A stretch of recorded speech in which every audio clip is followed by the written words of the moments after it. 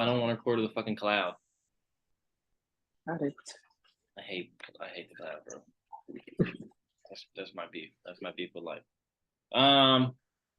Well, Wazam to all the virtual listeners that don't exist yet. And none of this shit will get released till January, so it'll be virtual listeners that don't exist for a very long time. But yeah, we back. This is my homie Kobe. I don't even have more than that to say. It's been that long a friendship. It's been Facts. It would be too hard to even try to like quantify all the shit. Yep. But tell the people who you are, what you do. All right, everyone. So my name is Kobe Robinson. Born and raised here in New Orleans, Louisiana. That's how I met Miles. Also went to school with him. We'll get into that later. I am a basketball coach right now. I currently coach at Sean Dumas Academy, which is a prep school. What else we need to know? I'm 24 years old right now currently. There you go. Me too, for another 13 days. Right. What else? Fucking old. I don't know, should I get my background on like college, like a little bit, just like I went to high school. Yeah, we'll get into that. We can get into that. That'll happen naturally. I mean, we could probably just go straight into the we could just go straight into school since we were literally just talking about it off camera and we just mentioned it. Kobe and I became friends. Shit, I'll let you tell, actually. It's more fun if you tell. All right. So, yeah, me and Miles became friends at the age of 4. We were playing in a football, kind of like a football game with both of our dads. It was at, I don't know what exactly it was, like what to call it, but basically it was like a little pre-kindergarten, like all the kindergartners or upcoming kindergartners got together at Audubon Park, just kind of meet and greet day.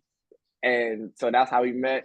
We played football, and ever since then, it's just been 20 plus years of friendship and stuff, man. I think when did we start kindergarten? 03? Yeah. 02, 03? So we're about to be 20 whole years? Yeah, man. Yeah. That's crazy. And then after that, we were in the same kindergarten class. So we went to a Montessori school. So yeah, kindergarten and first grade together. So that was 2 years. Then second grade, you were in Mr. Trans class too, right? Yep. Then we went in second grade. Then Hurricane Katrina hit. Mr. Trans class was fucking hard too. Yeah, the class was difficult for about 3.5 days. Yes, I remember that shit. Big ass textbooks. I was doing fucking multiplication like first week of second grade. I was like, what the fuck? Yeah. I was like, wait, school gets hard? And then third grade, we both went back to Audubon, weren't in the same class, but then got reunited in the same class again, fourth, fifth, and sixth grade. Then I left. Oh, you were a Mr. Allen, huh? No, wait. Okay. So wait. Then we weren't, because I was in Miss Charles. Yeah, I was Mr. Allen. Oh no, y'all switched with Miss Mary Allen, and we used to switch with Miss Monique. Okay, so we weren't in the same class, but we were still friends. However, we had some classes that did overlap. Yeah, we did. Didn't y'all go to Resource the same time we went to Resource too? I think, and we also. Well, no, that would have been 6 by that point. I'm thinking 4 or 5 because in 6 I'm thinking of Mr. Derek class. I'm thinking about that one table seating of me, you, Rob, and Wiana. Shout out Wiana, she's a baby. And that's when Rob fell in love. Yeah, facts. That's very true. He was definitely in love. He was in love with her for a little while. My boy Rob definitely had like an ebony porn addiction for a little while. At like 13, 12. They don't know who Rob is, and Rob will never be on here, so he catching the stray. Shout out to my guy. He lives in Nashville now. Wow. He lives in Nashville? Wait, so you went from Idaho to Nashville? Yeah, and he's doing stand-up comedy, which makes perfect sense. That's what he always wanted to do. Yeah. Ow. I'm going to have to YouTube that. Yeah, me too. I've never seen it. They say the people in Idaho were saying he was funny, so. Wow. Never would have thought. You remember when he poured? This is not a good memory. Remember when he poured fucking soda in your ear because you went to sleep? Yes, in my fucking ear. Orange soda. That was evil. I don't know why that happened. Orange soda. There was like a weird like middle. I feel like this happens to all boys, but like we hit like 10, and you have certain Yeah, friends who just want to be extra, and it's just like, what the want to fuck? be little dickheads. Yeah, it's like I'm not about to pour fucking I literally soda remember going with a Q-tip and like doing like Oh, this it was and orange. nothing. Yes, nothing Yeah. but orange. Like no wax, just straight orange. Ugh. That could have really fucked me up. Probably. No, it really could have. Like, It probably could have. If you ever right, end up with weird ear issues in that one ear, it's Rob's fault. right. I remember his name, Rob Wentz. Yep, George Robinson Wentz III to give his whole government. Where's my wallet? I know that's totally unrelated to the pod, but oh no, there we go. Yeah, but we basically what's interesting though is as much as Kobe and I like were mad close as like babies basically. You leave what, 7th grade? Yep, started 7th grade year. And you went to AUG 7, 8? Yeah, I went to 7, 8, 9. 7, 8, 9, half of 10. Yeah, that's what I thought. And then after the other half of 10, second semester in 10th grade is when I transferred to Lusher, which was unideal timing, seeing as Miles had just left the year before. I got kicked out the year before. I've been asked not to return. I've already told the story, so they'll hear the story. Oh, okay. Well, because everybody on here so far I've gone to school with to some capacity, so it's like the school part has gotten brought up. Gotcha. Yeah. Like I talked to Gage and then I talked to Jack. Like, and that's motherfuckers who was like, okay, well, our whole entire friendship is based off we went to the same school, so. Right. But yeah, got kicked out. That was fun. You going there was helpful though because it gave me a reason senior year to like, recreate my relationship with Lusher. Mm-hmm. Because I kind of got tired of hating it, and I realized like I had a lot of friends still, and I had people that I fucked with, and so it was like, well, I might as well go like support. Like I don't actually have to fuck with Lusher. I can just fuck with people. I remember I was at y'all's game senior year against Newman, and I was sitting in the right top corner of the stands, just screaming about how Meyer doesn't have a left hand. That shit was pissing me off. I'm like, dude, your coach fucking sucks. I'm like, just literally tell your team, force him left. Trap him left. Like he can't pass over you. He can't dribble around you. Like it was the thing that frustrated me with Jonathan Green too. He can't go left. Just stop him. It's that simple. Make him go left. Bro, I used to have personal beef with Meyer, and I didn't even know him, but I just didn't like him. I think it was because we were both small. Yeah. He wore number 2. I wore number 2. He went to Newman. I went to Lusher. Like, yeah. I don't like you just because of that. Facts. Nah, it was all the Carrollton years for me. I didn't dislike him. I just knew his game. I was like, I know how you play the game of basketball. Like, this is frustrating. The only one I knew and like was Cass. Oh yeah. And Cass was nice. I remember him from Carrollton. The one year I played, I remember him. Yeah. He ended up being on my team later on, actually. Really? Mm-hmm. He was like I was on his team like I think my last 2 years in Carrollton I won a ring. I went back to back. I think that I was on a team with him the year prior to the first championship. But that might not have been. I might have been on his team. Because that first year we played Jonathan's team in the final. You remember Trey? Trey. He like went to Brother Martin for a little while, got kicked out of Brother Martin. He was like 6'1", maybe. Oh, yeah. Wait, the light skin? Dark skin? Nah, not dark skin. Oh, no, okay. Never mind. We talking different. Okay, so there was this dude who I don't know nothing else about this man. Except he played Carrollton and went to Bromo for a little while. He like we played Carrollton our whole life. You know, that first championship year, their team was more talented than ours. Like they probably should have beat us. Like in theory, like we had all like we had people who weren't big names in the Carrollton community, but who, and they had all like the Newman motherfuckers. Not the Newman motherfuckers, but they had the people who had been there forever, but were also athletes. And I remember it was like the very, very beginning of the game, like tip off. And Trey looked at one of his teammates and he goes, I got the saddest dude on the court. And he was talking about me. And then Trey fouled out in the first half. And I was like, yeah, stupid fuckhead. I was like, that's why you fouled out in the first half and lost. Like, what? And we were playing one of the, you remember the Brennan family? Yeah.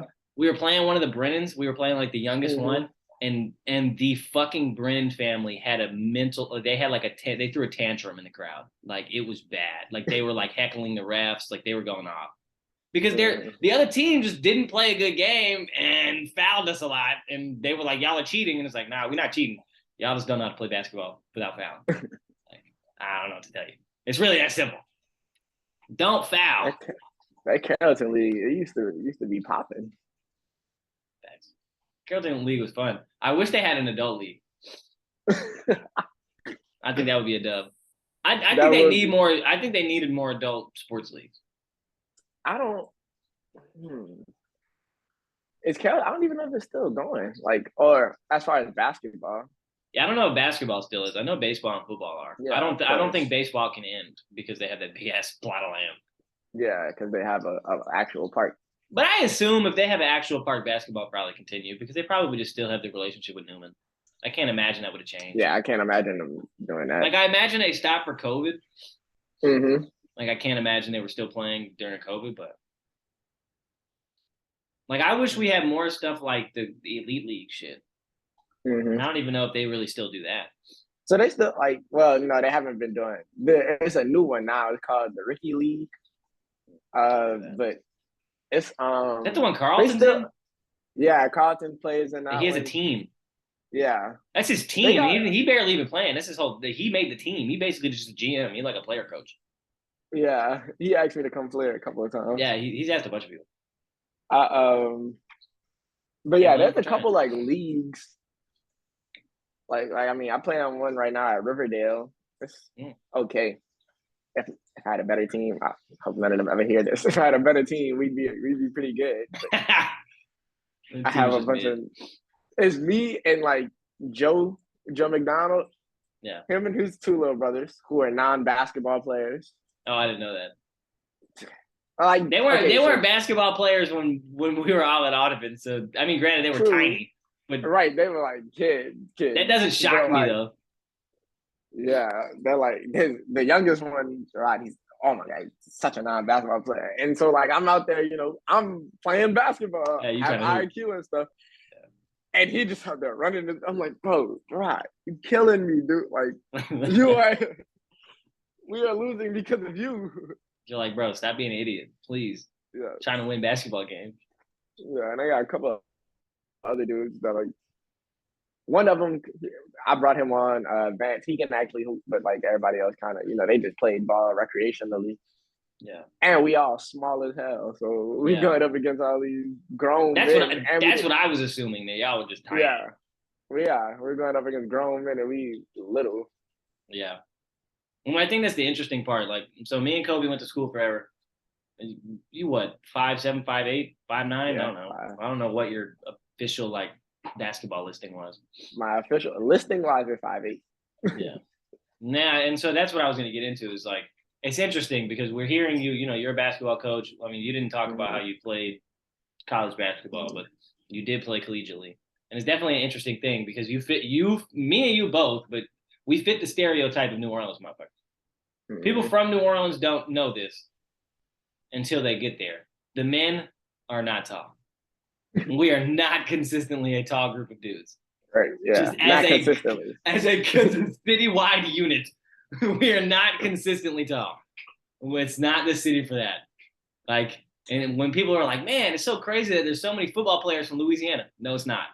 We're just not tall enough to hoop. That's really what it comes down to. Like, our best players are really who's best player from Louisiana? Like all the time? Or just like right now?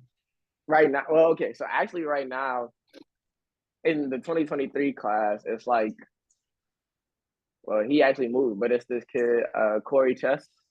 Okay. He's the number one player in the state. He's 6'8". You know, he's obviously done out. Big, goddamn. Yeah, he's big as hell.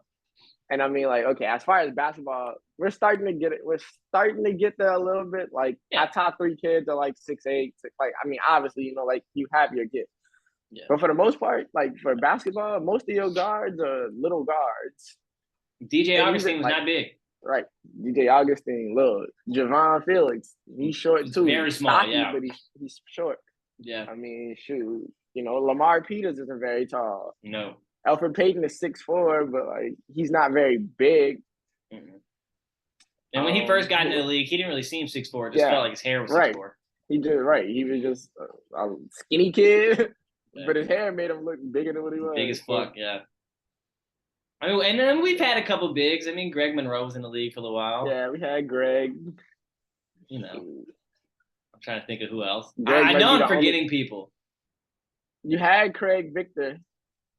He was big time, but he never. I mean, Thon Maker's not from New Orleans, but when he first got, he's not. But he spent the year there. When he first got famous, he was in Louisiana still. He wasn't even New Orleans technically. He was in Metairie.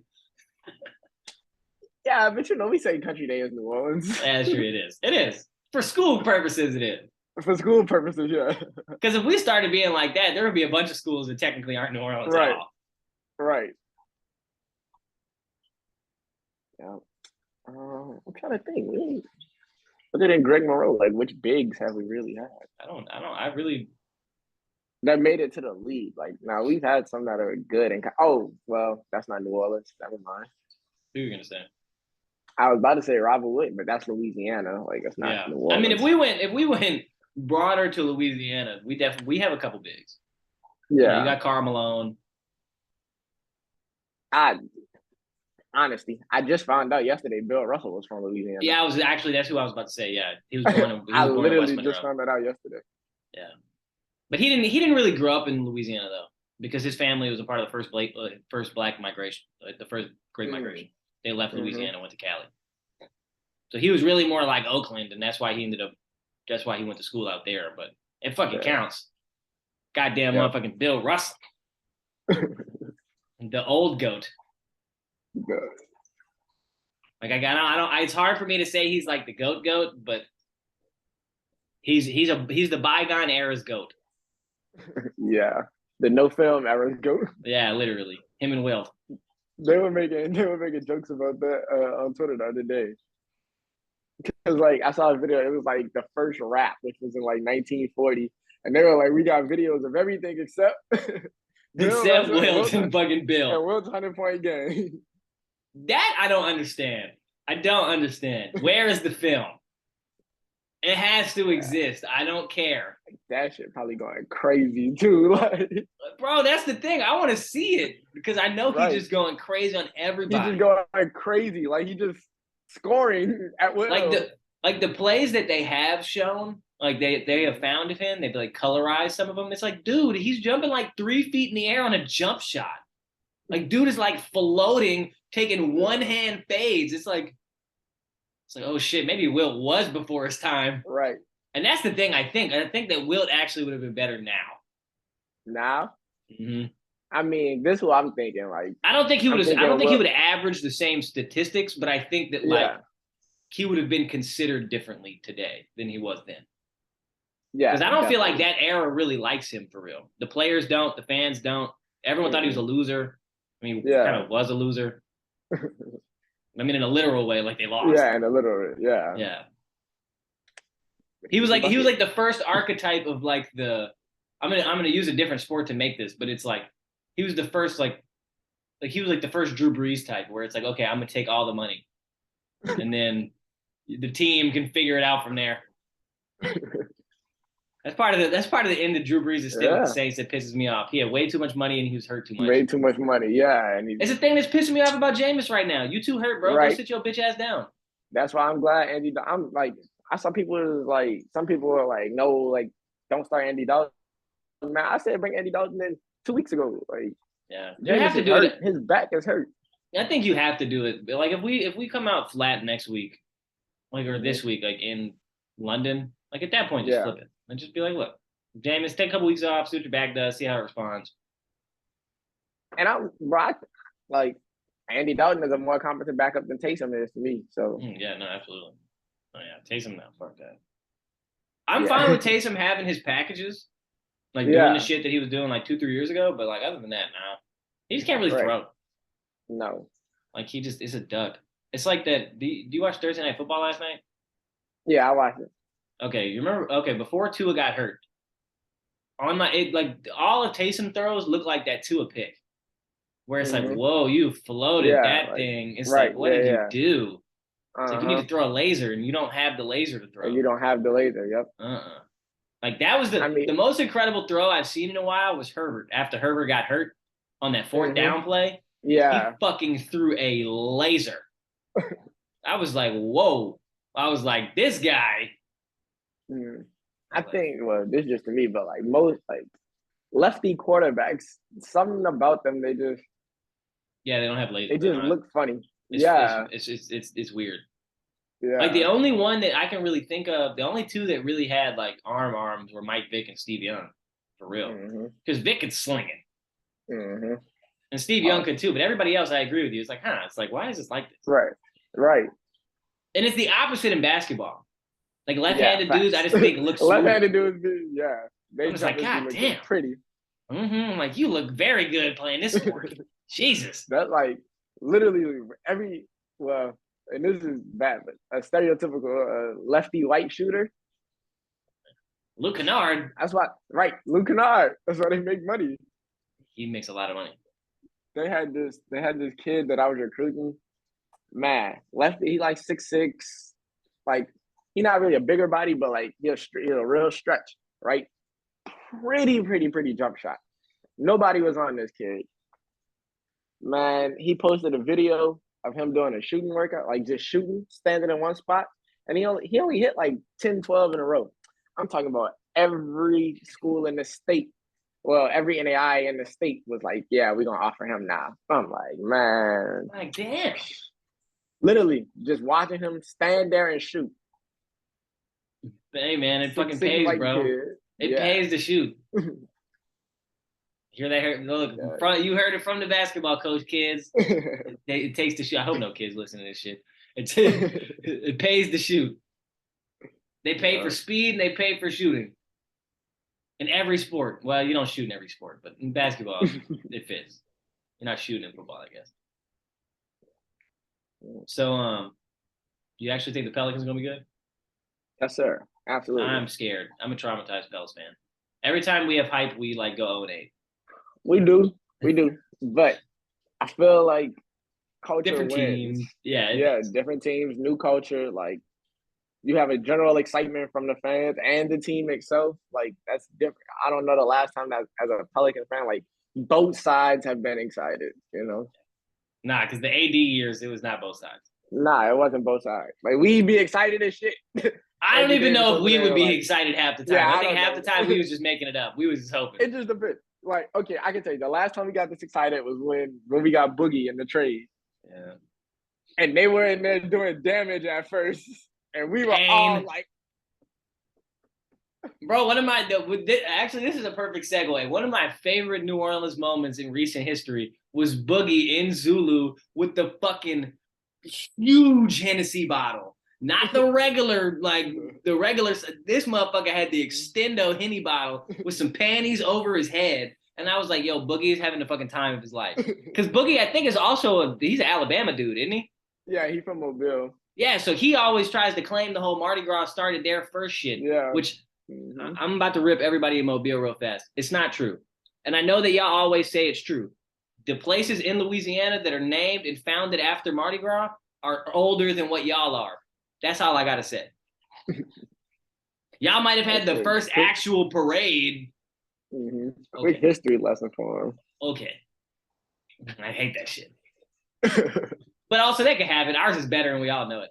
But right. that moment was amazing. One, just because I love Zulu in general, but it was like, damn, like I think what you're saying is important because I think it's the same thing. Boogie felt so bought in that moment. Mm-hmm. It's the same way I feel about BI.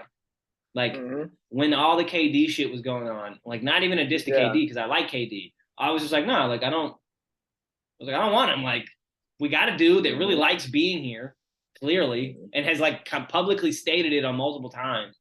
Like you just look at the way he talked. Like earlier in the offseason, I forgot who it was. It might have been BI who posted something. It might have been Jose about Trey.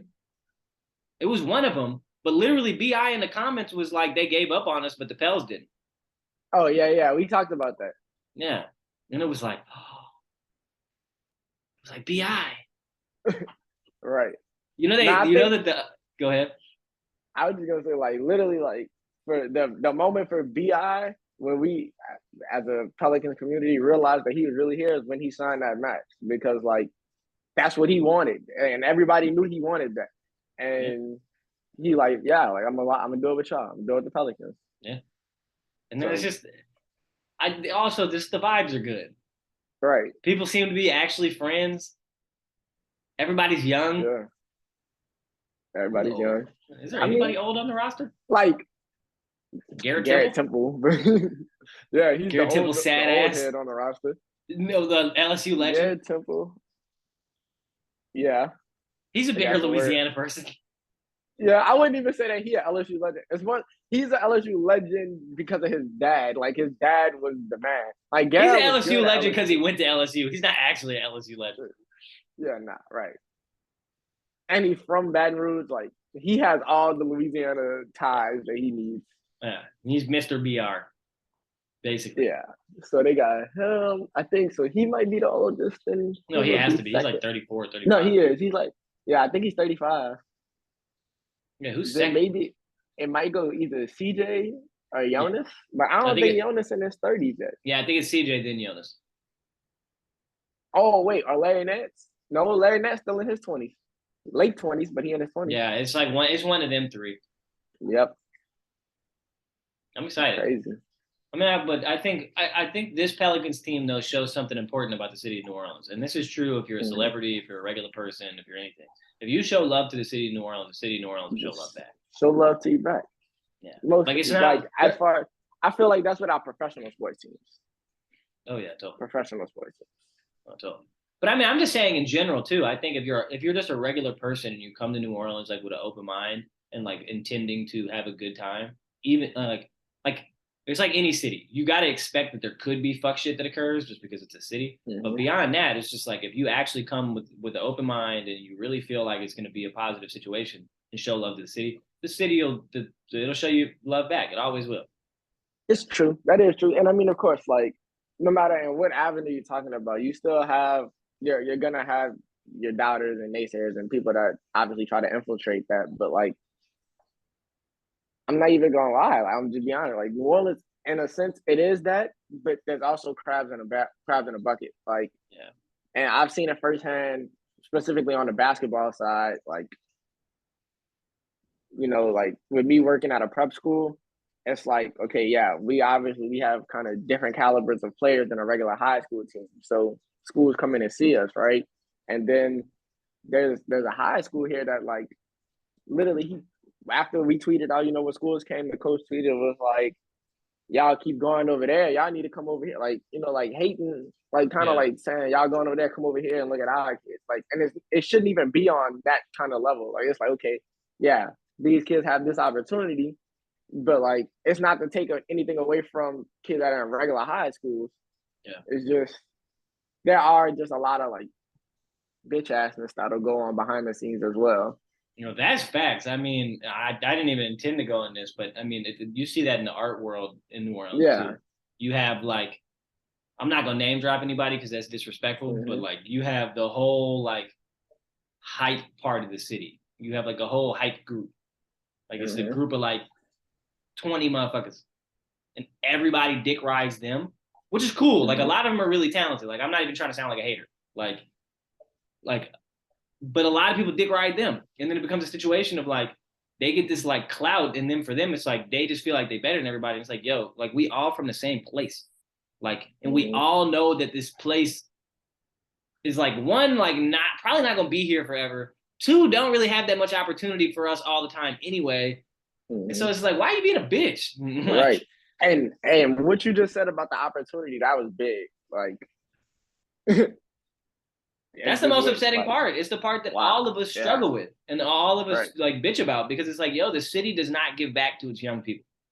And I mean with opportunity, I mean with a lot of shit. Like they do not show love and create like, and don't get me wrong, it's not totally up to the city to do this, but it's partly up to the city. You have to create opportunities to have the next generations of people stay. And if you don't create those opportunities, them motherfuckers will leave, some. And then what? Because I mean, as we all know, New Orleans is just a cultural city. That's the thing that And makes New then Orleans and beautiful. that's what I'm saying. This would we I think we talked about this before, but like one of the problems with the city is that we have a lot of people that make it out, like that make it big, do the big things, but they make it big and they leave and they don't come back and like make a return on investment. So that's what I'm It's kind true. of leading into. It's like we gotta figure out a way for like people that are successful and doing whatever they're doing, figure out a way for them to come back to New Orleans and how can we do it here? Like, Yeah. and that's what I know that people with those intentions, but like the reality is just like some of it is the New Orleans isn't the right market for it. Like we don't have so like, and I can only speak on the basketball part because that's the world I'm really in. But like Yeah. even as far as with the basketball part, like what I want to do with a training facility, I know I can't do it in New Orleans because we don't have the market for that. Like people aren't willing to pay for that service Yeah. that much. Even with the arts, like the same thing, kind of like there could probably be a lot. Like obviously, New Orleans is great, like for the arts, like all of that photography, Right. drawing, painting, all of that. But I feel like it's so well kept and like so you got to be in that world to know what it's really like. You do. Like I The think other basically, yeah. Go ahead, go ahead. no, finish what you're saying. I know what I it was is. gonna say like basically like we got to get our people to come back and like just I have so much I'm thinking about, but I can't like formulate it. Yeah. It's difficult. I mean, the other thing with the art community is two things. I agree with you in the sense that people are really not trying to pay like that. Mm-hmm. I mean, I think before I go into my other tangent, you can actually see that pretty obviously. There's a reason we don't get people on their tour a lot. Mm-hmm. Motherfuckers don't like to pay for a ticket. Right. And I get it. We have some of the greatest musicians on earth play every day for cheap, like Mm-hmm. downtown. Not even downtown, Right. all across the city. I go wherever. I go uptown, I go Yeah, you downtown, I can go go to mid any city, like bar and wherever. I can just pop up and go see some shit. But the problem though is, and this is a problem if you're trying to do something outside of the norm, the artistic norm in New Orleans, there's no market. There's no market. right. I mean, there is, but like by and large, It people is. people in the city are committed to that the city's artistic form, and it's like, well, Mm-hmm. why does that not represent different things? Like they've asked my Mm-hmm. dad before, they'll be like, well, you don't play New Orleans music, so why do you call yourself a New Orleans musician? He's like, any musician from New Orleans is a New Orleans musician. Mm-hmm. I mean, he don't make the face, I'm making the face. I'm like, Right. stupid. Like what? Like that's dumb. Like what do you mean? Like you are what you are from what you're from, not what you make. Right. Not what you make. Yeah, like I'll always be a New Orleans artist, even if I don't live in New Orleans. Mm-hmm. Like, because New Mm-hmm. Orleans is my home. Like, I can't. It's injected into my blood, both from a literal Yeah. cholesterol level, but also from like a I don't know any better. You know what Right. I mean? Like, Mm-hmm. it is also funny though because all the pods so far, and I think this will be consistent throughout the whole thing. Like, we all go on like at least a couple minute tangent of like New Orleans kind of fucking sucks. Yeah. And we all Because kind like of do, we don't do a great job of selling it for like 10, 15 minutes. It's like, hey, look, here's a lot of the negative shit from the people who actually live there. right. And then we all go, hey, look, we still love it and we love it dearly, but Mm-hmm. ain't Yep. no reason to lie. Yeah. There ain't no reason to lie. Yeah. I mean, just when you're here, you really you know it. Like you can feel it. Everybody feels it. And especially like growing up here, like seeing the changes like has been going on so much. And especially now that we're like really in adulthood and we're like, damn, as a kid, like we didn't do that. Like we would go outside as a kid all fucking day, not have to worry about nothing. Like now you can't do that. You have to worry. Like Yeah. that's just literally the evolution of the city from pre Katrina to post Katrina to like teenage years to now adulthood years is it's really eye opening, and that's why a lot of people like. And I get why they leave because I mean, for a little bit, I was one of them. And actually, like Yeah. in all honesty, I still am. Like I still want to I want to leave. I don't want to be here, but like Yeah. I know I gotta be here first before I can branch out. Yeah. And I mean, that's kind of how I felt when I took the year off between undergrad and grad Mm-hmm. school. It was like, look, I have to take this opportunity to just exist in the place that I'm from. Because I mean, like, Mm-hmm. I'm not opposed to being in New Orleans. Like, I'm not like if the actual right opportunity presents itself one day, I don't Mm-hmm. have any issue with being in New Orleans, of course, because that's my home and like I don't that's fine. But if the opportunity doesn't present itself, I can't limit my life chasing an opportunity. Absolutely. That's how I feel. Like I feel like Also, because if New I could Orleans is get, now fucking expensive. If it was yeah. cheap still, but it ain't cheap no more. And I'm gonna say this. I'm gonna say it's expensive, one, and then two, like you really have to be conscious of where you're living at. Like now there's certain neighborhoods where you want to live now. Oh, fucking right. And I mean that's always been true, but it's especially It's true always now. been, yeah, but now it's really because And you can't even really pick where you want to live no more because in right. the past, like you really could have options because everywhere in the city was decently priced. Now you can't. Now you Decently got to go priced, look in yeah. the spots you don't really want to be. And there's two issues with that. You're in a spot you don't really want to be. So in theory, you like, you know, the thing that we're trying to describe without, you know, really saying it is New Orleans can be dangerous. A lot of people will say point blank New Orleans is dangerous. I won't say that because this is the way I always talk about it. How many times do you think you walked around the city of New Orleans? A couple thousand times? Like an uncountable amount of time. How many times has anything ever happened to you? To me, honestly, maybe like I could probably count on one hand, and they haven't even still been like they've more affected shit around you than like you. And it's like personally, yeah. And I understand why people are scared. Don't get me wrong. Like the crime goes crazy, and like the murder part is rough. Like I'm not trying to like avoid any of that. But at the same time, it's like I get like the reality that's the reality. But it's like one, that reality happens every like 5-6 years anyway. It's not like this is the first time we've been the murder capital of the world. We've been the murder capital a lot. And then two, it's just like, you know, if you're not in the communities and in the situations that most of these situations are in, it don't necessarily always translate all the way. Now, granted, there was that one time when me and Matthew were. Did I ever tell you about this? Me and Matthew we were sitting on the lake. And what happened? So we were sitting on a lake, and if you go the back way to the east, like down Wisner, you take the bridge and everything. Yeah. So they started shooting off the bridge. It was trying to. I guess it was like a drive-by while driving, like 2-car type shit. And like, so we heard that shit, and I was like, oh shit! Like we both were like, god damn. So we got in the car, and I was like, hey, look, we finna go uptown, since that's like the furthest away from right here we could get. We get to uptown, we at the intersection, like over by Xavier. Oh yeah. And then they had another shooting. Right. Like, so the intersection between Xavier, like not the one by Xavier, the one by that next like gas station. Gas station. Yeah, they started shooting across the street. Like I was like ducked like on the side of my car door type shit, because I was like, well, if they shoot through the window, if it hits a window, it's not gonna hit me. Like it'll hit me if I'm sitting up. If I'm sitting down, it probably won't hit me. I was like, what the fuck? They weren't shooting like they weren't shooting in the air. I think they were shooting at somebody, but I didn't see who. Well, once the noise goes, I'm not trying to figure out what's going on. I don't care. Safety. I'm trying to get the fuck. The thing that blew me though, dog, the person in front of me wouldn't go. They started shooting and the person sat there. I was like, yo, let's go, buddy. I was like, run this light and let's get the fuck. Like, what are you doing? Like, this is a way less safe idea. Don't just sit here and wait for it to end. Like, you don't know when it'll end. Right. I was like, what are you doing? And then, like, when it's shooting, you're not looking like, oh, okay, it's coming from my right side. Like, not at night. It was nighttime.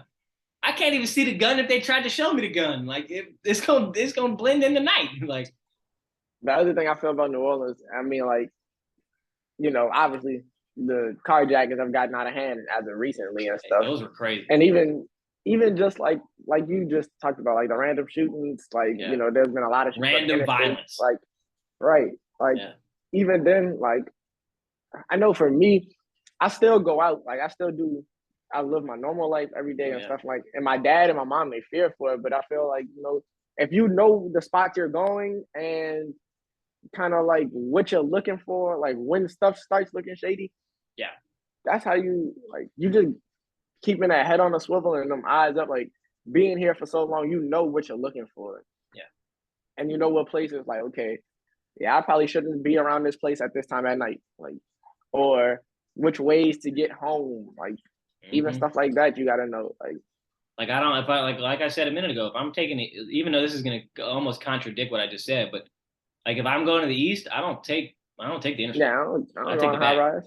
No, I take the back because I know what the fuck happens on high rise. One, I'm gonna end up hitting traffic, which I don't feel like doing. And then two, I might get robbed. or shot randomly. And then I they mean, drive terrible on the high rise too. Like they be speeding like the high rise too high for all of they be going that. like 80 up the high rise. I'm like, dude, you're flooring it. Like your shit is on the floor.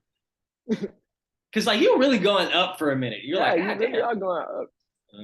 I don't know. And then even when you get up and you come down, like that first when you first start coming down, you coming down with some speed a little bit. If you were already speeding, you start flying. Mm-hmm. The same thing. People be speeding in that damn curve. And They that got the curve. turn. Yeah, the curve. Motherfuckers be Yeah, going fast. I be like, God yeah. damn. I like y'all are going too fast.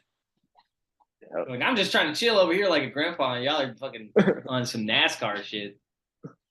It is funny though. The more often I was in the East, the more I was like, okay, I'm gonna just speed around the East like everybody else. I was like, yeah, I get it. I was like, I get why y'all do this. I don't I could be like on literally. I'd be I on don't go to hand the going east. like 65.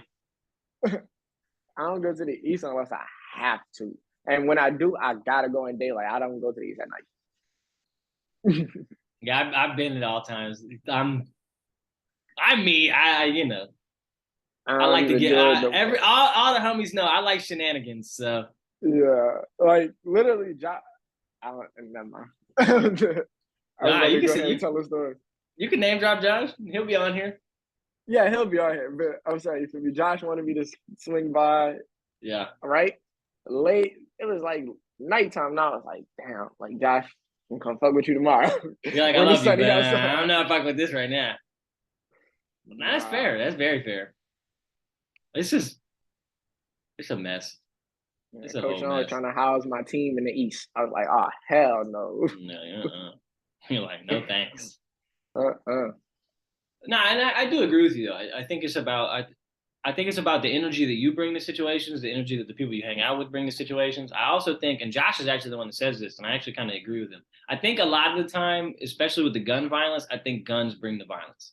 I think when you something Yeah, like, and I mean, don't get me wrong, you could catch a stray just on accident and have no weapon and totally be not like, because I know people have died that way. I'm not trying to disrespect nobody, but like I think a lot of the time, violent like I think the gun itself somehow brings the violence. Like I just think mhm.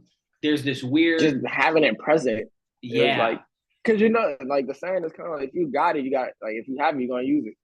yeah, that's true. You're probably not gonna not use it if you don't have it. Like, Right. wouldn't really Right. make sense not to. And really, if you pull it out, like then You you kind of have really to, taking it a step further. It's like, okay, yeah, you got one. What you gonna do with it now? yeah. And it's like, well, how about don't pull it out, bro? Don't whip like, Mm-hmm. hey men, don't whip things out. No, put it like that. Whether it's your dick or your dick, that's a gun. Either one, don't take it out.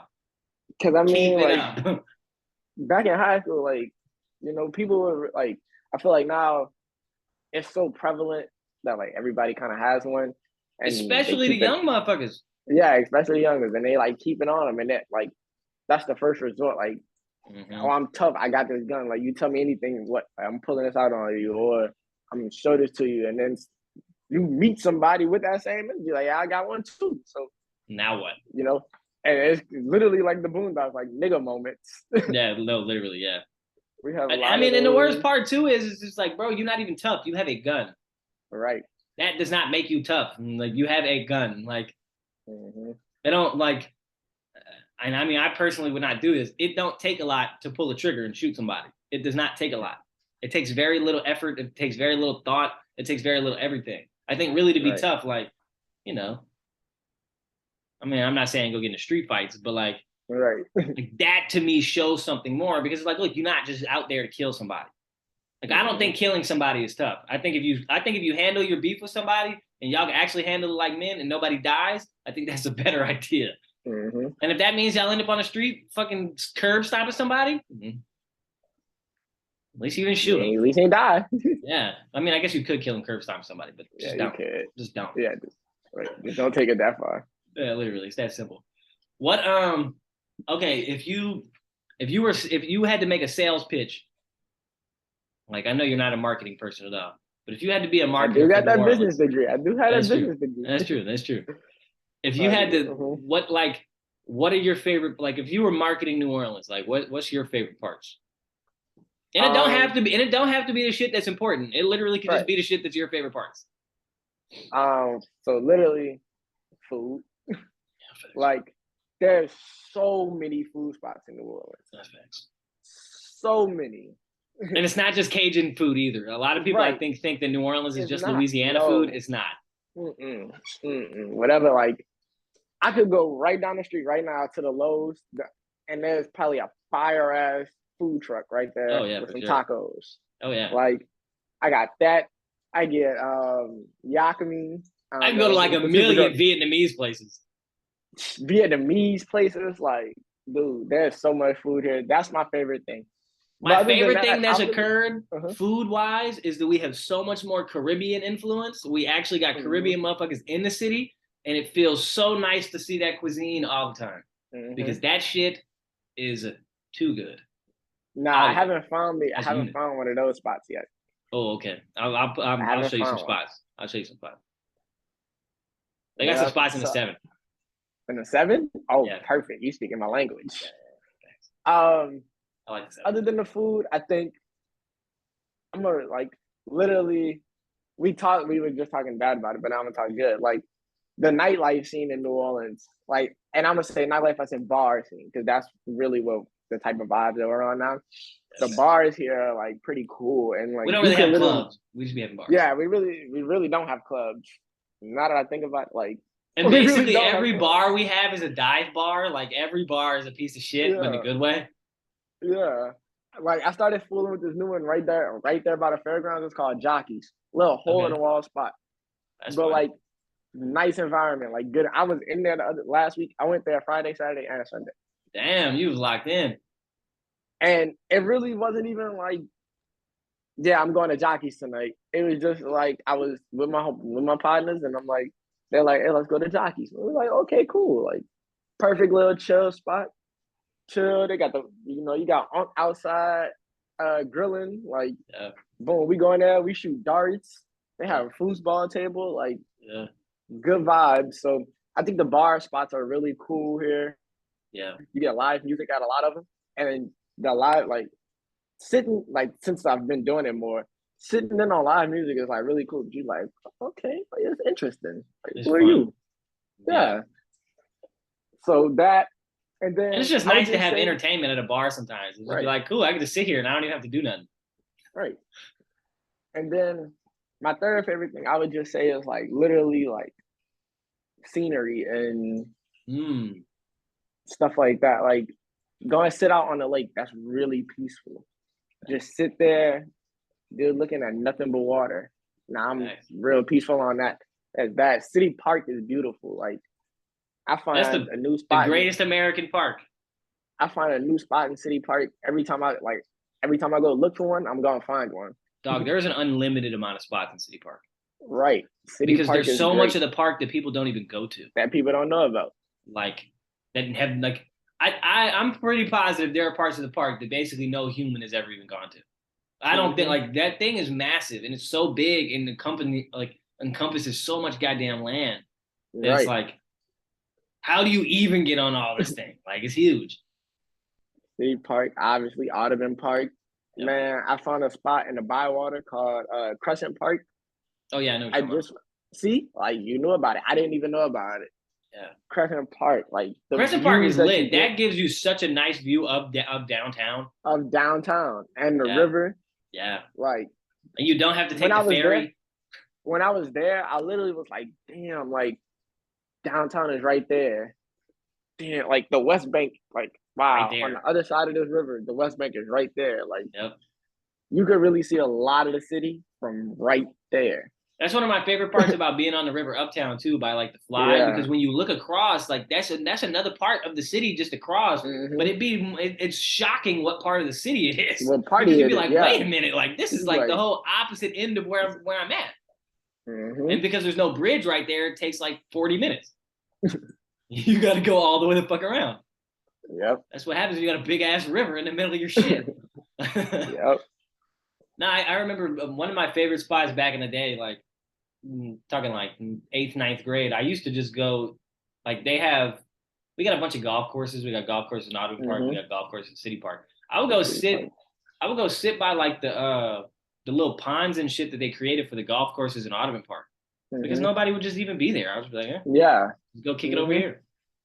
Yep. Like that's the beauty of New Orleans is like there's so like you can find your thing like if you go Hmm. and look for it like because no one really cares like nobody's really like if you're not really Yeah. It's doing not nothing like nobody this everyone's like whatever. nobody about to walk up to you and be like, Mm, "Hey, why are you sitting here?" no, not at all. Everyone's like whatever. Right. It's like mind your own business. Let me think. I want to think one more that like that No really one said stuck. scenery yet. Everyone said food. Most people have said people, That's I hate to which use is the word, valid. but Which is valid. I mean, my I hate favorite to. part, like when it comes to people, New Orleans wise, is like the cultural New Orleans part. Yeah, that's what I was gonna say. And I don't want to keep saying the word culture, but like literally, like that's Yeah, what it is. Like yeah. we Like I treat wish there was people a better differently word. here. Yeah, Yeah, we treat people different than what you see in any other place. Like very true. literally, like when you walk down the street, you walking past someone, how you doing? That's all you gotta say. You have, That's a but you greeting right also there. have to. Yeah, you have to because Yeah. somebody else. Like I was at Crescent Park last week, and I was walking up the stairs. Older lady and her husband were walking down, and she had walked by. She was like, "Good morning," and I said, "Good morning," but she didn't hear me, so I didn't. Yeah. It was me. I didn't say it loud enough. She turned around. She said, "I said good morning," and I'm like, "Oh, like Like, good damn, my morning." bad. I was like, "Ma'am, I said it." She was like, "Oh, okay. I just wanted to make sure, baby, make sure they raised you right." And I was like, Yeah, you're like yes. "Yes, And it's not, ma'am." but it's always shit like that. Like, and the funny part about a situation like that is, I think some people would come to the city and view that as part of the bitch assness, but it's not. Yeah, It's just like this is it's just not something right. like it is a performance and it is something you have to Hmm. do, and that's a little ag at times. But it's easy. If someone says good morning, Right. the answer is good morning. If someone says how you doing, the answer is how you doing. Like How you doing? whatever it is, you could probably just repeat what they said and Hmm. you'll be And you're okay. fine. Like, right. Because nobody asking you how you doing for you to go into a think piece of how you actually doing. And then be like, oh yeah, I'm good, blah, blah. Like, no, how you doing? How you doing? Like it's a quick greeting and keep going. Yeah, like we've had And, on the episodes so far, we've had a couple episodes talking about like very specific New Orleans stuff like that. Like how if someone hmm. asks you what school you're from, it's about high school. Yeah, If high so, school. if you downtown and a random dude come up to you and goes, I bet I know where you got your shoes. We know the answer to that.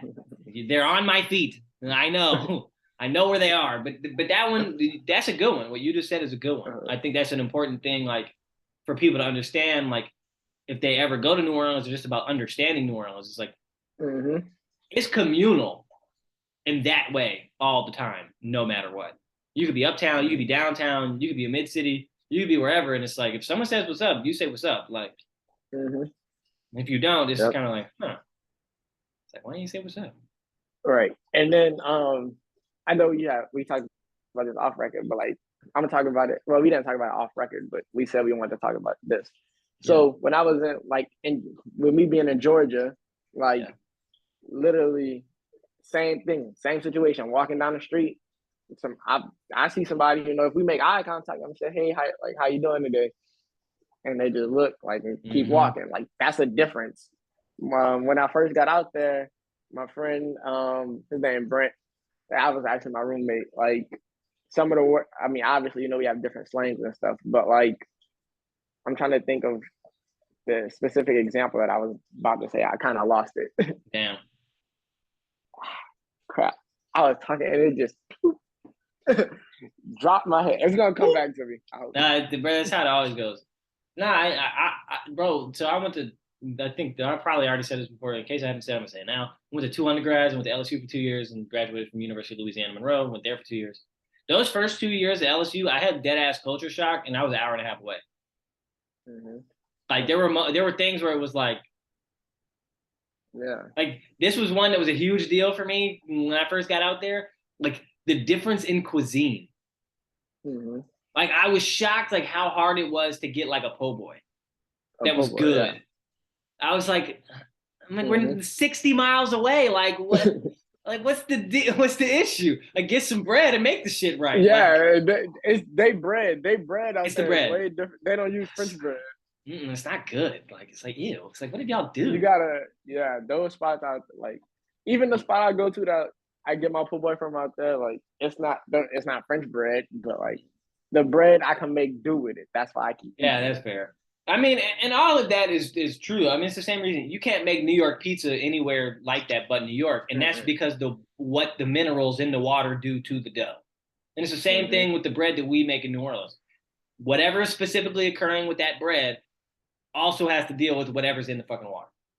Mm-hmm. And every water is different depending on where you are. Water's not the same, which is really weird to think about. Water just has like fucking personality. Like, I mean, shoot, the animals have personalities. Like animals do have personalities. A Louisiana gator and a Florida gator, two different types of gators. That's true. I think I'm much more scared of a Florida one. Of a Florida one. Yeah, the Louisiana ones, I'm like, nah, y'all are chilling like we are. Yeah, I'm like, all right, whatever. Like, y'all are good. Fuck that. Nah, I was curious about that. I mean, do you feel like you had like culture shock? I mean, you kind of just said you did for sure in Georgia. Did you when you were in Florida? Did you when you were in like? The biggest one was Pennsylvania, obviously. So I was in Scotland, Pennsylvania, which is like South Central Pennsylvania. It's like 30 minutes away from Maryland, about an hour from Virginia, about 3 hours from New York, about 2.5, 3 hours from Jersey. So like down south. How close were you to Philly? Philly was. See, I never went, so I don't know. But Philly was probably.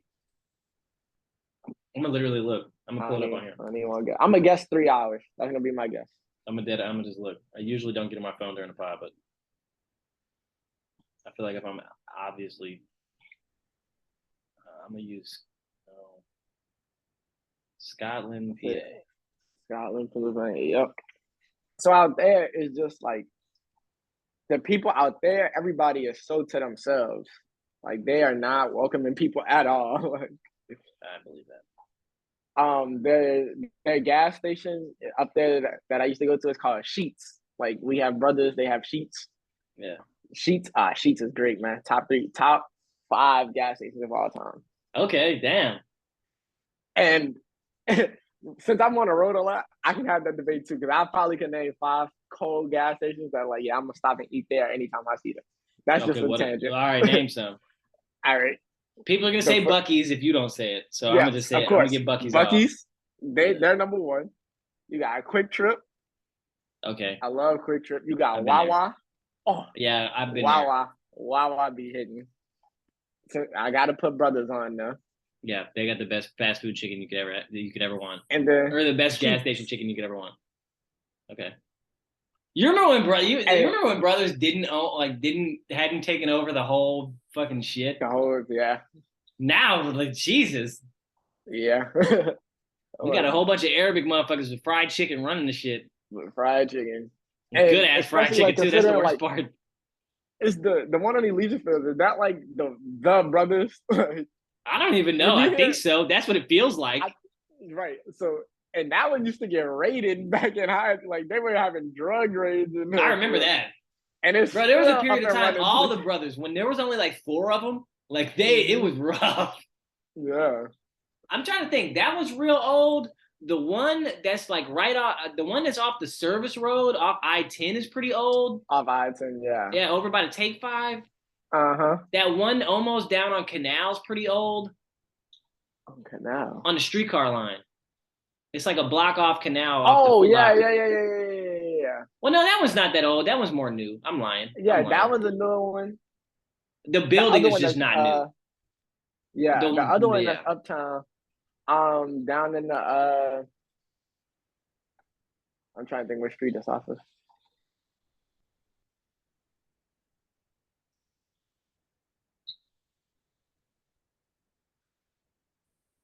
All I know is they got good. Don't worry about it. Yeah, they do. The other thing I want to learn that I don't know the answer to is I want to understand like where like the extremely Arabic community that we have came from.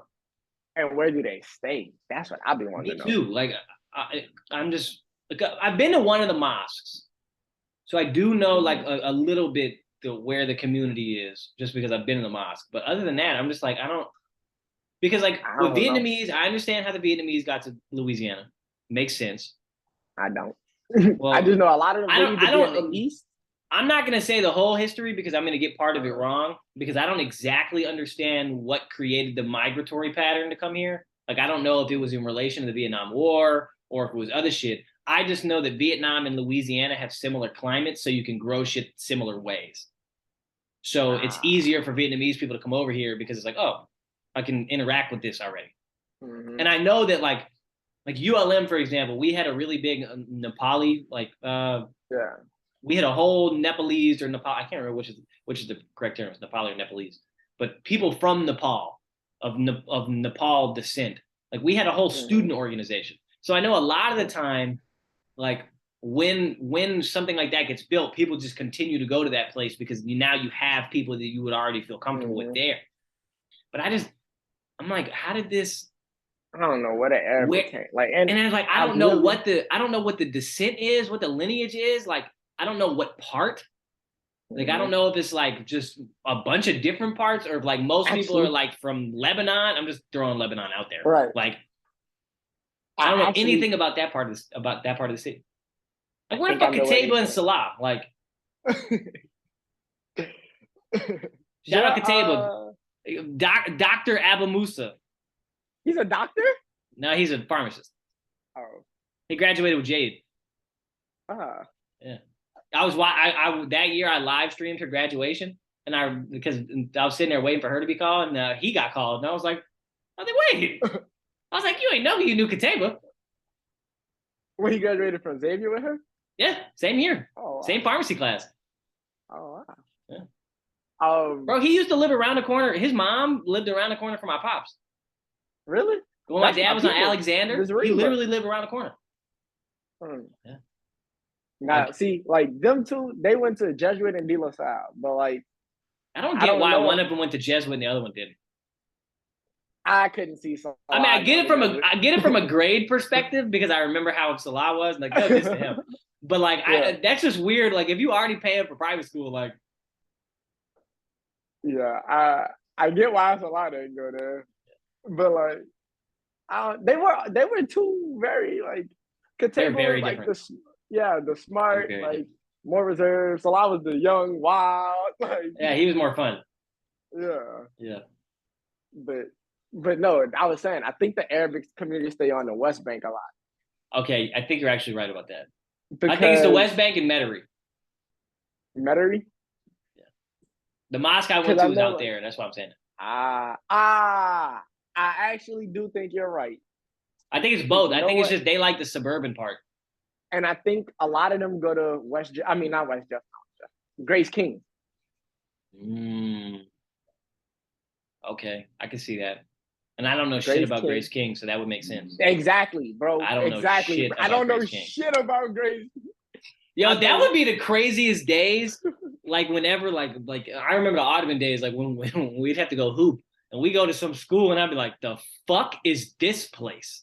Like, I have never heard of this motherfucker. The only reason I know Grace King exists is because Danny Granger went there. Okay. So that was how I know about Grace King. And then that's we didn't mention him. Yeah, true. He's tall. He is. He's 6'8". Yeah, he like 6'7", 6'8". That's a big motherfucker. His knee just died. And then Joe brother, his oldest brother, went to Grace King. That's the only reason I know about them. He got three brothers and a sister. Okay. Are the sister and the other brother both older? Yeah. Okay. That makes sense. So he's the middle? Yep. Oof. Middle of 5? Middle of 5. Oof. Tough look. Is he still short? Joe? Me and him about the same height. Oh, okay. Yeah. So we all are.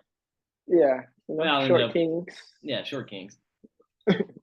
Really more like regular size kings. Regular size. I'm not even really all that short. I'm not tall. I'm not gonna lie. Like sometimes when I do these camps, some of the high school girls be taller than me, and I'll be like, "Fuck." I believe that. I mean, but bro, like, just because we mentioned Thursday Night Football last night, if you can be someone like the Dolphins coach and be that tiny and be an NFL coach, bro, size don't matter. Did you hear his background? Like, dude went to Yale, majored in history, and he's an NFL head coach. Yes, he also I think he played receiver. He did. So he did play football. I didn't. Yeah, I don't know. they I had heard him. some, They had him in a Yale jersey. oh wow. Yeah, but I didn't. he, I heard. I just heard yeah, he majored in history and went to Yale. And I'm like, what the? majored in history, went to Yale, and then apparently became the Shanahan's like younger. Basically, became the Shanahan's baby Uh-huh. because worked with the pops, didn't work with the March with the son. pops and the son. Yep. I like him. I just don't like how they handled that Tua shit at all. Yeah. Tua had Tua no shit business bad. playing That last night. that shit is gonna get ugly. Like It that whole is. situation is gonna get ugly. The Because Tua already NFLPA, said, the NFLPA said that they're gonna follow every way they can to yeah. try to get him in trouble. Uh-huh. And And then you got I said it the live. team doctor coming out speaking on him, like telling him I said that he shouldn't play, blah Oh, blah. I I'm didn't like, see. I didn't see that part. yeah. Like Oh, he was on like some show earlier that day saying like he should not play, like blah blah blah. Like, dude, look. All his I know fingers is that was freaky. when his fingers did that, like watching it live, I was like, I can't even oh, like I can't even like move my shit yeah, like I that. Like I can't can't do even it. like. Nah, I remember I was sitting there with my homie Dakari, and the live before they got into, like I'm talking live, fresh off, didn't show the replay yet. They thought it was an arm. They thought it was arm or back because of the way he got flown and his hands doing something weird. Like at first there was a part of me I was like, did he break his finger? Like, but then like 0.2 seconds later, I looked at Dakari. I was like, he definitely just had like a brain thing. I was like, I couldn't remember the word, but I was like, that looked like posturing. Like, you know, when they do the fencing shit, when they get smacked, I was like, this looks like he just he hurt himself. And I didn't know he hit his head at first. So I was thinking he just got whiplash type shit. I thought he had, because like but if you already have a concussion, whiplash is enough. Yeah, he flung him, but he didn't like fling like when he brought him and he boom. And at first I thought he just like back, and I thought his neck, and I thought so. I was like something in his neck. But then when they showed the replay, I was like, oh no, he's out. Like you can see what as soon as when his body hit the ground, you see he let go of the ball and his arms immediately start going. Bro, and then you can look at his face. Yeah, you can look at his face when he hits the ground. Like when his head hits, you see his whole like all of this tenses. Because like I know that shit fucking hurt. Yeah, and then he was on the ground like when they were before they went to commercial, like he was on the ground. Like like I thought like, oh snap, like this man like I'm still not sure that he was conscious. I don't think he was. Because the rule, I do know this to be true. The rule for the NFL, if someone is unconscious, you have to assume it's a neck injury and you assume it's the worst situation it could be. So you put him on the stretcher. You put him on the stretcher. Well, and then I know that's why they had his hands down. Like, and I thought that's why they had his hands tied down because one of my friends said in a group, they were like, he didn't even give the thumbs up. And I was like, well, they had his hands strapped down. Like, I don't know if he was awake yet when he was on that either. Yeah. And you saw they had to like remove the face mask. Yeah. They didn't take the whole helmet. They just removed the face mask off. The thing I'm worried about, I hope he didn't get the, I think it's like SIDS or something like that, which is like the secondary. There's basically, if you get two concussions too similar, too fast to each other, you can develop another thing and you can get like brain fog and all that kind of other shit. The thing that concerns me about watching Tua play, which I don't know how we went into a Tua thing on this pod. This is so unrelated. People can get the other pod be like, why the fuck are they going to a football thing? But the thing I worry about is I've seen a small quarterback be successful, right? We got to watch Drew forever. The way Tua takes hits is just different. Like when he got hit, before he got hurt, when they called that roughing the passer, when they hit him low, the way his whole body responded. Yeah. I was like, he kind of flopped, and I think he kind of sold it. But I was also like, yo, like I don't remember a lot of times just seeing Drew fall weird. Yeah. Like Drew would get hit and he would be fine. Like until the very end. Definitely. That example you're talking about too, like that is because he literally like fell knees first, then back went down like he like buckled over himself. Like right. Like the thing that's concerning at this point is that like is Tua big enough to play football? Does he have the ability from a body standpoint to really play football? And I don't think the answer is yes. Not anymore. Like you in like 3 years, you've dislocated your hip. You've had 2 concussions in like a week. Not even in 4 days. Not even. I think he's had some like hip, hand, back, like it's a whole bunch of shit. It's like you're a really small guy and a bunch of big dudes. He had a foot injury, I think, when he was back at Alabama. Like, he's had injuries. Bro, he fucking dislocated his hip at Alabama. Yeah. Popped his whole shit out. Like, yeah. I do think that if I'm to be honest, I'm considering retiring. Like, I was saying the same thing. Health-wise, like, all right, this is taking a real. This is going to come out so late that it's going to be the most random thing that I'm very interested to see, like, where our conversation will be in relation to what actually occurs. Because I really did say last night to Dakari, I was like, I don't know. I was like, I don't know if he can play again. I was like, he probably can, but like, woof. I feel like last night, like, that's a wake-up call. Like, that was real. That could have been life-threatening for real. Like, that was one of the scariest concussions in a long time. Like, because at least, this is a bad thing, but at least back in the day, like with Josh Childress or like Muhammad Massaquoi or like some of the dudes who got fucking blasted, at least I could tell. It was like, oh, you got fucking obliterated. No, like, I'm going to tell you the most obvious one. Austin Collie. Oh, man, dude. Austin Collie was dead. He got fucking rocked over and over again, too. He kept getting hurt the same way. Laying out for it, and people would just blow his face off. Austin Collie used to get his ass.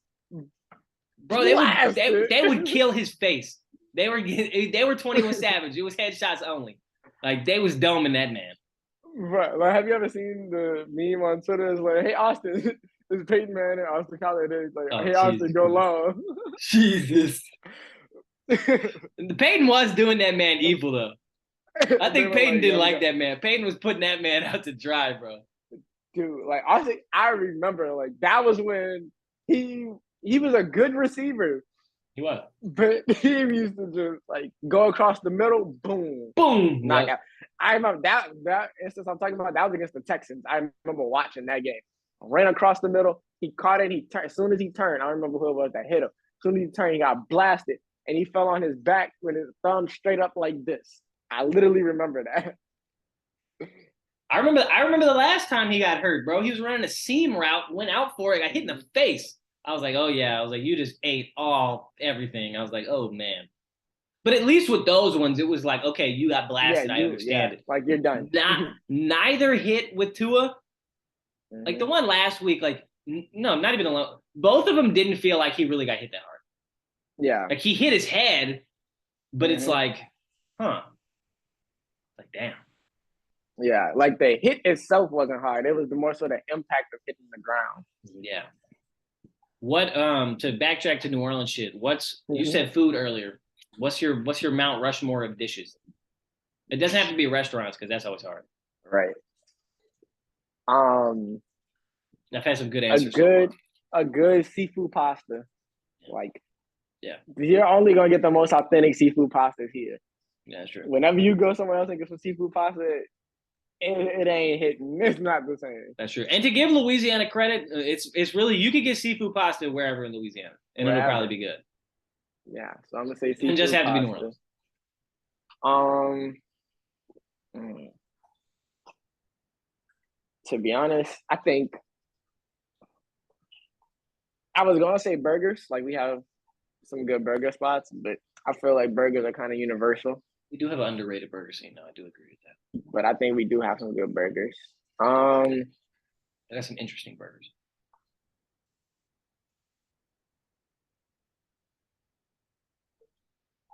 Ooh, this is hard. Yeah. Because, like, I mean, obviously, you could just say a lot of seafood stuff in New Orleans, but like, yeah, totally. That gets boring, man. Right, that gets boring. And it's also like, at least for me, like. Red beans. I gotta say that.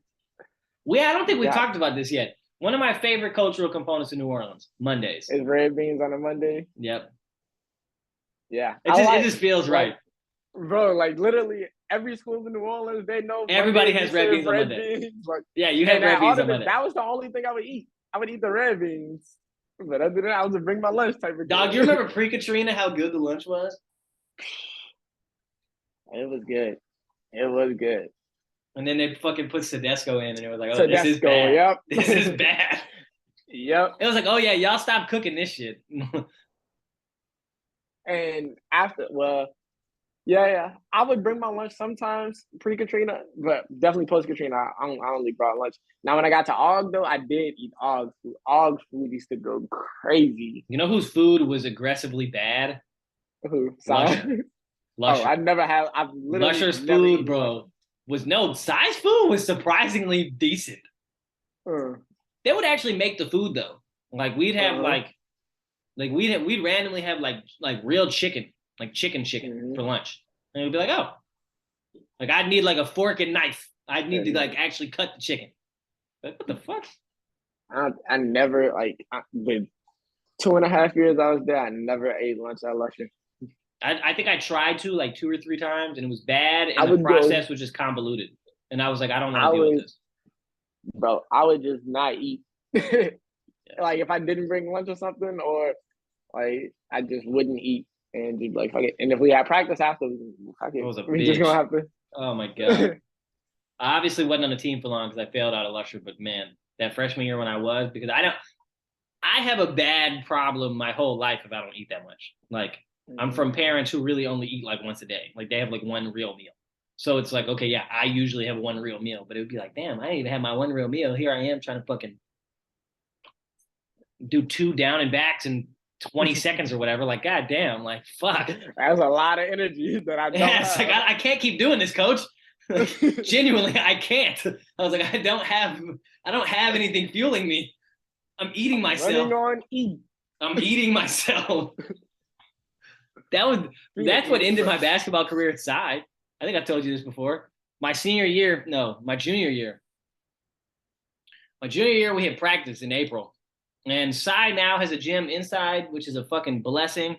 They actually asked to scrimmage my high school team. Not my team, the high school team for us. That's great.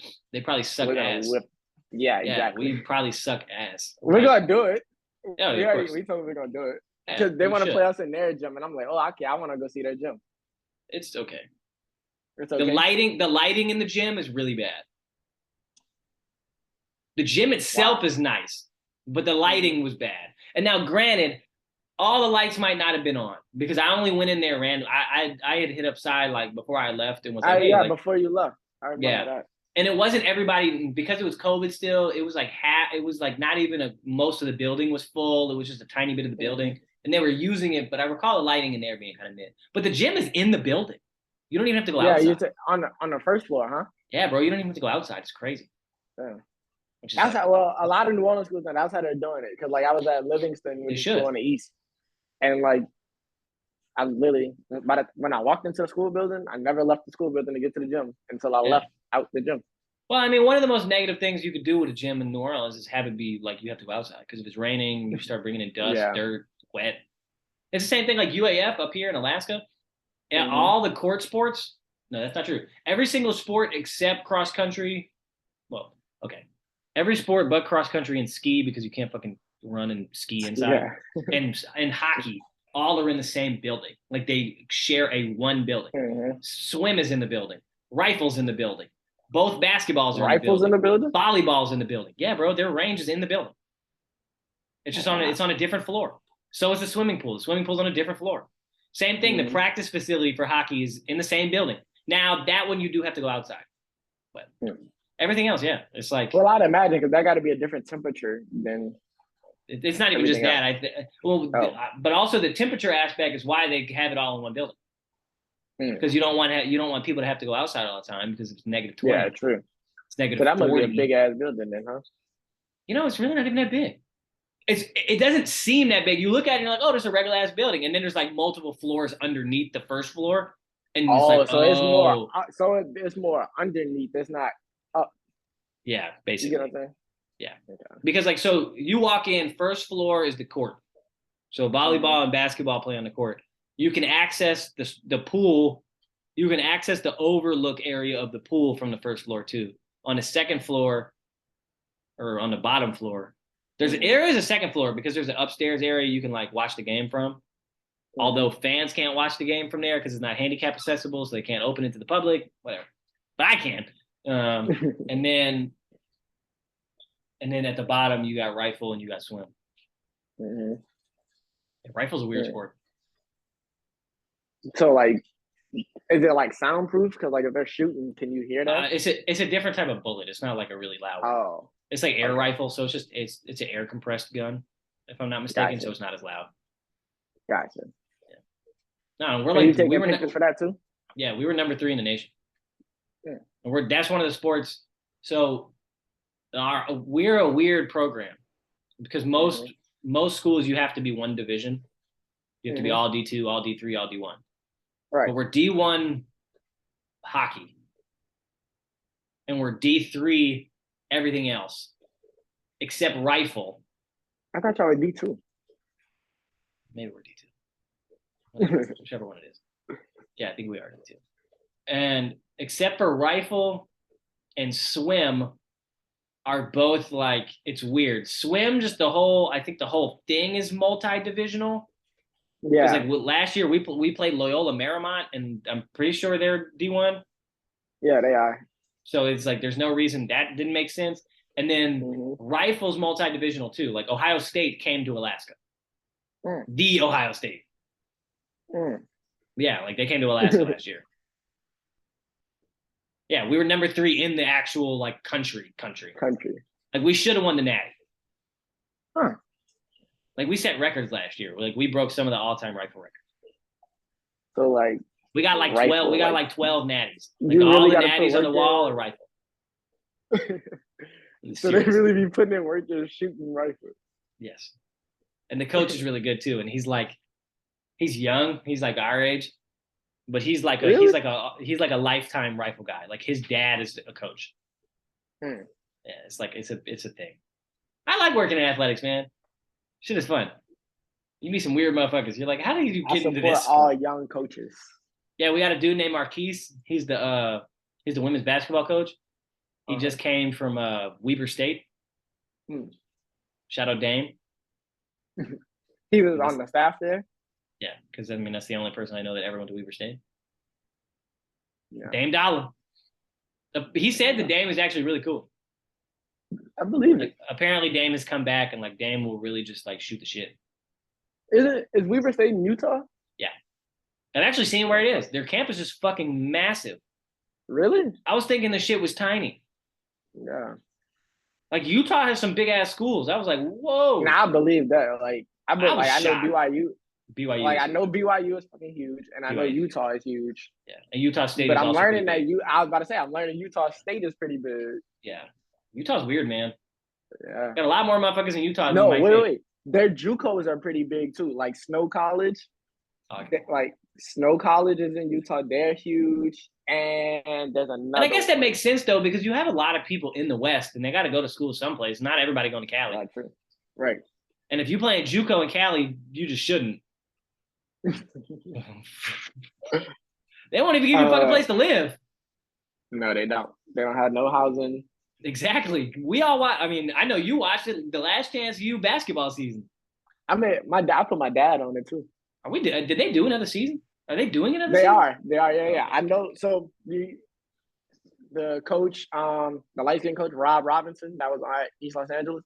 He's the head coach now at this other JUCO, Mira Costa. And they're doing it on his team. Cool. So they'll have Last Chance U. Have fun. It'll be interesting to see if they go outside of basketball and football, like if they go to other sports too. If they go to baseball, that would be cool too. That would be cool. I think it would be cool to teach people about the JUCO baseball process. Yeah, exactly. I don't think people know it's a thing. It's different. And that's how a lot of people go pro. Yeah, I was about to say that you can go straight pro from JUCO. That's what Bryce Harper did.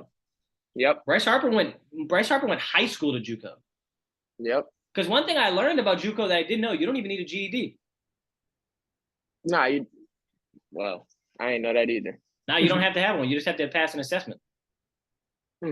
There's an assessment exam that you have to pass, and then if you're good enough athletically, your coach will be like, hey, you might want to go get your fucking GED.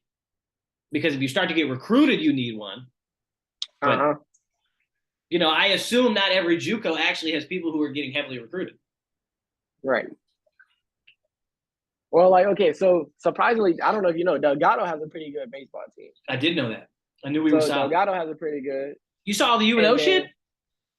with them getting the football and shit. Well, they're voting to bring it back. Yeah, they're voting on it. Yeah, They're voting I to bring say you that do back, that. Shit. the marching band back, Women's women's soccer, soccer, and women's golf. they need to do that. They should vote yes on all of them. Right. I don't like that Tulane is the New Orleans football school because they're literally the only one in New Orleans that even has a football team. Yeah. Xavier don't, Dillard don't, Loyola doesn't. Like, we need the regular school to have a shitty football team. But I feel like UNO would be shit. It would be horrible. No, they're going to be god awful. Like, you might as well put them in the Sun Belt, and ULM might look good. Like, that's how rough it'll be. I don't even think they might as well go in the. I don't know what division they would put them in. I think it would have to be they're still in the Southland. Oh, so they would. So for football, they would be FBS. Yeah. Yeah. Okay. FCS or FCS. Yeah. Sorry. Yeah. That's what ULM used to be. They used to be FCS. We were Southland. Oh. Yeah. We were just too good, basically, and then it was like, okay, we kind of need to. It got awkward. Mm-hmm. Now we're in this weird of like, we're not really good enough to be D1, but we're too good to be D2 or D1 AA. Well, yeah. Not D2. Sorry. I mean, y'all just in a tough conference. Like, tough for y'all. Like, when the Sun Belt's good, and the Sun Belt's the thing about the Sun Belt that people don't take account for is that the location of the universities actually puts them in decent recruiting hotbeds. Like, you have Georgia State and Southern, which are one of them's literally in downtown Atlanta. Like, Coastal's in an area where people want to go. Like, UL has access. The Texas schools have access. Like, if you're Texas State, you're not getting what the Longhorns get, but you get the guys they don't get. Right. Some of them. You get a lot of them too, just because like. Yeah. And then you have some schools that are actually like consistently pretty good, like App State and Coastal. UL's been good the past couple of years, except last week. Yeah, bro, fucked up my parlay. I don't get the thing. I don't understand is every year they changed it. UL play rivalry week for Thanksgiving every year, and then they play this week 4. What the fuck? Why are we playing the week 4? We opened Sun Belt against UL. Yeah, why? And it was at UL, huh? No, I think it was at home. It was at ULM this year. I think it might have been at UL. I'd be more surprised if we beat them at UL, though. I'm not gonna lie. I low-key think it was at UL. Hey, fucking right. I can check. Go Hawks, go. I don't. I'm gonna check. What trying to think. We'll probably wrap this up here in a sec. We did the favorite food part. We did the Mount Rushmore of foods, sort of. We kind of went on a tangent from that. What's like? Oh, I've been asking everybody this. It doesn't have to be a story that's big. It doesn't have to be. It could be a big story. It could be a small story. But tell us a story that you think encapsulates like something about New Orleans. Like one person's story was learning about the where you got your shoes shit, and I was like, yeah, that's some New Orleans that shit. I was like, that's some New Orleans shit. All right, so I'm gonna get to that. You were right. It was at ULM. Okay, cool. That's what I thought. Okay. All right. So encapsulating.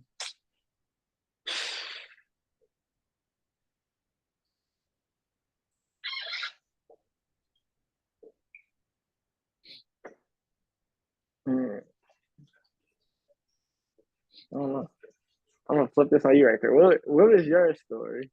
Usually I don't give one because, like, I think if I did, I would have one. I'd have to come up with a bunch of stories. But I could try to think of one. Okay, this is gonna be a weird one to use, but I think when I got robbed is a really good New Orleans story. Because I was a senior in high school. I was walking back from my homie house. I was on Sycamore Street, Sycamore and Adams. I was walking towards. I lived on Sycamore and Dante, so I was walking down the block. Out of nowhere, I didn't see nobody, and then these 2 motherfuckers popped up, and I knew immediately. Once I seen them, I was like, oh, I know what's about to happen. Because I was just like, I didn't see y'all, so that means y'all was trying to be discreet. Y'all was like over there ducking off, and then you came out of nowhere. You walking to a sidewalk in front of me, and no one has moved out the way. I'm like, I know what's about to happen.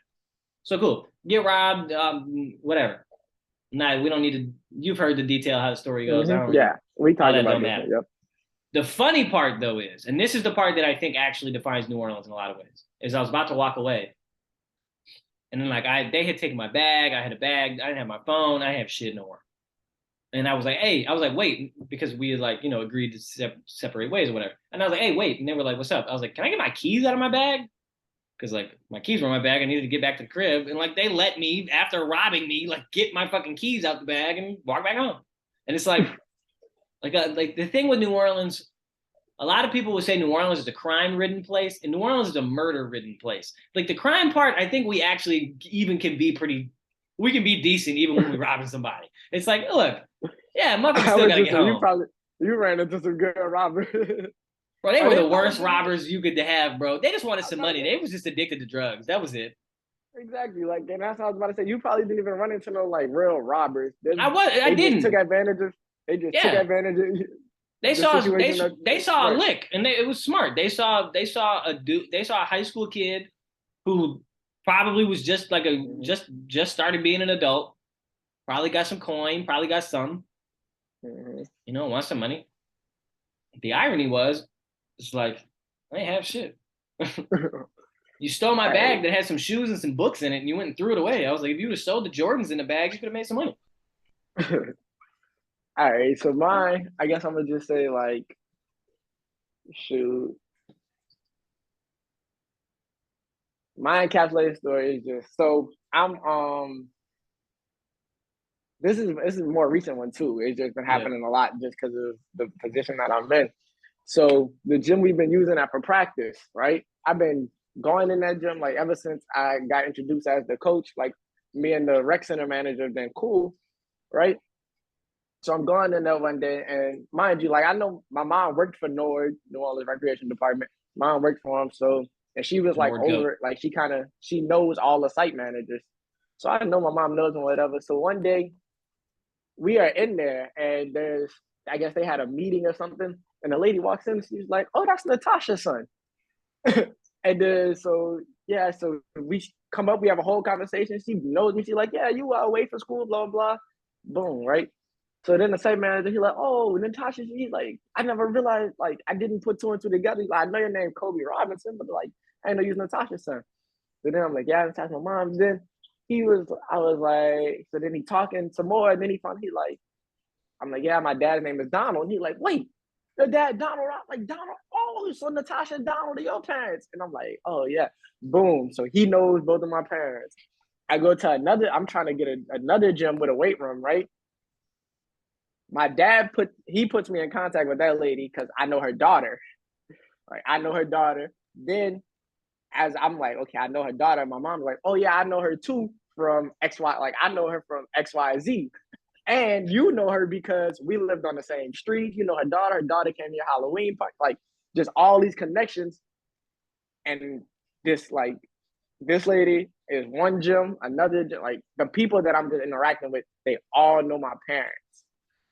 So like I get a lot of stuff because people know my parents. And it just go to show you like how small New Orleans is. Like it's really like this. Somebody knows somebody from some way. Yep. For whatever reason, all of you saying all that shit reminded me of two things. And two important moments in my literal life. One, just the beauty of being at your crib for the Super Bowl. Mm-hmm. Because I in retrospect, I don't think I would have wanted to be anywhere else. It was like it was good to be there, like to really be entrenched in the city, like with people who were really entrenched in the city. Yeah, like, and we had a whole Super Bowl party. Like we did. Michael Darden, bitch ass. Yeah, Michael was there. I think Eric was there. Eric was there, yeah, for a little while. I don't know if he was there the whole time. Yeah, for a little while. No, I think he left. I think Trendell didn't come. Trendell didn't come. He was with his people. I want to say there were some other people. Yeah, I want to say Cam was there. Yeah, that sounds right. And I low-key think Joe was there. I'm gonna have to ask Joe. I don't know about that one. That rings less of a bell to me, but it could. You're probably right, but I want to say he was. The other thing that I will always have to give you credit for to a certain degree is that, whenever people learn about my romantic interests, the immediate question is like, why you like black women? You're a white dude. Totally valid question. And the shit I always go back to is like I grew up predominantly around black people, yada yada yada. But the biggest one, truly, and I think the biggest one that would change my mind the most, is that like growing up, I would always be at your parties. Like I would be at everything. And so literally as a young child, it was like, oh, here's your grandma, here's literally your whole fucking family. Yeah. So I think like literally just naturally over time, it was like, well, this is where I'm at. Like I've been doing the same thing since I was like 4.5. So yeah, definitely. I don't know how to change now. Me and my mom, so every year she still decorates for Halloween every year. And so we were looking through because I was looking for this one picture. And so we were talking, I'm like, oh look, this is my first Halloween party. And you were there, like man, you were there. I was a Ninja Turtle. You were Harry Potter. Yeah. I think I remember this. I think I've seen the photos. Like all of this is ringing a very. I think this is ringing a bell. Photo, right. So we had Dow, and then we fast forward a couple years. Oh look, this is my other party. Now we were at my grandpa's house. Right. That year we were at my grandpa's house. That year we were bobbing for apples in that picture. Then I had another one. You're Robin. I was Scream. Like all of these Halloween parties. Like all of the things. Like you're right there at all of them. So that definitely makes sense. Which is crazy to think about because it's like when I started to tell those stories, you know, part of the reason why I give those answers is because I know those answers will go over fine. And I know them to be true too. But it is cool in the moment to be like, damn, like not dead ass. I was in all the shit. Like I'm not even misremembering my own memories. It's like, no, it was really like, you remember I kept having birthday parties at the Riley Center?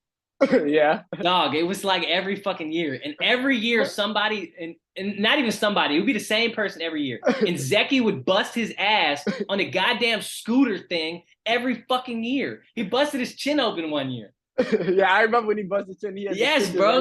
He fucking cracked his shit. Yeah. Them scooters is dangerous. They were, but those were the Riley Center parties were fun. Like even though we went there every year, like they were very. We knew we was gonna go to the Riley Center and have some fun. Oh, facts. We was having the time of our lives. It was weird though. I don't know why we didn't just do more parties in the backyard at my mom's house, at my people's house, because we had the room. Yeah, like we definitely had the room. We had some great games, some great trampoline games. Oh man. Baseball. I think about the time I accidentally pushed you off the trampoline a lot. Because you like slid down the thing, bro. That was the part that always sticks in my mind. I was like, I watched you slide down that motherfucker. And you had the Jacoby Jones jersey on. Yeah, man. I was just telling my homie that was your cousin the other day. And he was like, hey, that's a solid NFL cousin to have. I was like, I agree. That guy was fun. We used to play with the Loyola basketball that you got from Loyola camp. I would get a new one every year. Every year. Yep. I had a Hornets ball a couple times because I would go to Hornets camps. Yep. I still got a Hornets ball. That'd be just fine. We have to watch for dog poo. Yep. Got to watch for dog poo. Got to watch for them spiders that would grow in the banana leaves. You get the big spider. You get that fat ass spider. Now that I think about it, I still can picture that backyard perfectly. Oh, me too. With the deck where the basketball goal was. Yep. And this is the thing though. You probably can remember it both ways too. You can probably remember when it had the trampoline and when the deck and trampoline weren't there too. Yeah. Because it was just the basketball goal. It was those metal steps and then the basketball goal was just right there.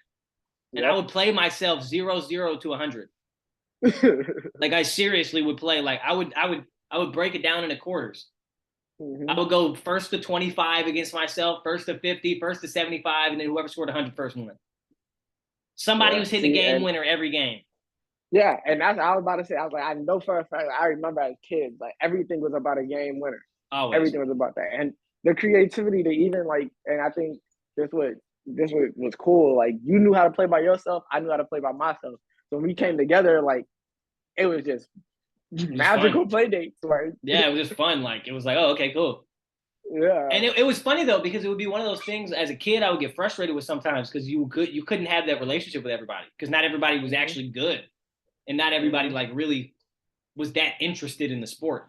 Because I mean, I'll say even now, if I go to the park and like there's not a lot of people there, I'll run basically like I'll play with the homies. Like we'll do countdown from 5 and play a whole playoff series. You get 2 games, I get 2 games. You get 2 games, I get 2 games. And then the last 3, if it goes that far. And it's whoever makes the shots, they win. You pick your team. You're your team. Oh, the Lakers beat the Pelicans. Whatever. It's bullshit, but it's fun. But I'm about to be late to class, so let me wrap this up. Oh, you got class, man. Go ahead. Yeah, I didn't realize it was late. All right, bro. I appreciate you.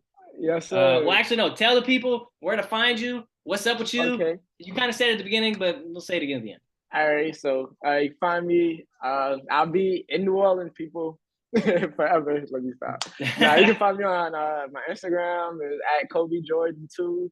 My Twitter is Kobe 2. I do a lot of, like I said, I'm real deep in the basketball community. I do a lot of basketball stuff. Sean Dumas Academy, that's the name of the prep school. Be on the lookout for that. Whether that's this year, next year, coming years, man. Other than that, that's all I got. Shout out Miles. Bro. Shout out Yellow Chair Podcast. That's my brother, bro. It's my actual real life family. Literally. At the beginning, before we even got on, this man asked me, maybe it is on here, but this man asked me if I could hear the tank in the corner. Shout out my guy Vern. Y'all don't even know who y'all don't need to know who Vern is. All right, bro. Peace.